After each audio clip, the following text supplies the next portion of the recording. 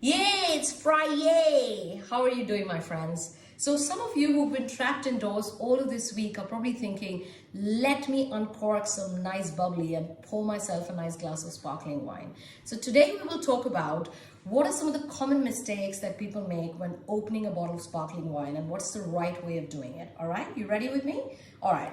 So firstly, the bottle of sparkling wine, whatever it is, whether it's a champagne or a Prosecco, cava, Asti, whatever it might be, it must be perfectly chilled, because when it's chilled, it really just condenses the bubbles and holds them in their place. Okay, you don't want them coming gushing out of your bottle at any point in time. So this one I've taken just out of the freezing compartment of my wine cabinet, which is right behind me. I'm going to now open it and show you how it's done. Right, you take off the foil, and here's a little wire. You start to loosen this wire. It's called a cage.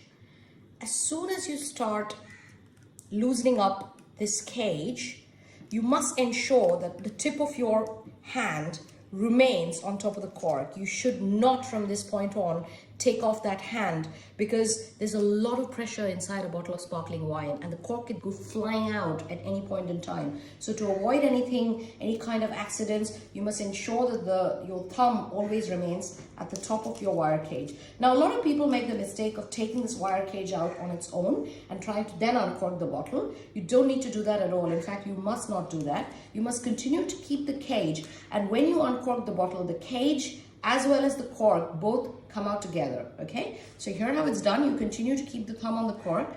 You then take the bottle, point it in a direction away from you. This is very important because you have to make sure you're not pointing in the direction of somebody next to you, because just in case there's an accident and the cork goes flying out, you don't want to harm the person right next to you. So you face it in a direction where there's nobody standing in front of you, and then you sort of grip the cork and the cage at the neck of the bottle all at the same time and uncork it. Now that came out a little too fast, but what is important here to remember as well is you must not shake the bottle before you uncork it. You don't want to spill the champagne. In fact, the French consider it extremely rude to spill champagne. And in any case, why waste such a precious liquid, right? So a pop is good enough, or even a small sort of a fizz sound is enough for you to make sure that there's good quality bubbles inside the bottle, and that's all that is needed to uncork. And now this bottle has been uncorked. It's actually ready for drinking. I don't have a glass, but I'm going to go grab a glass, pour myself a drink,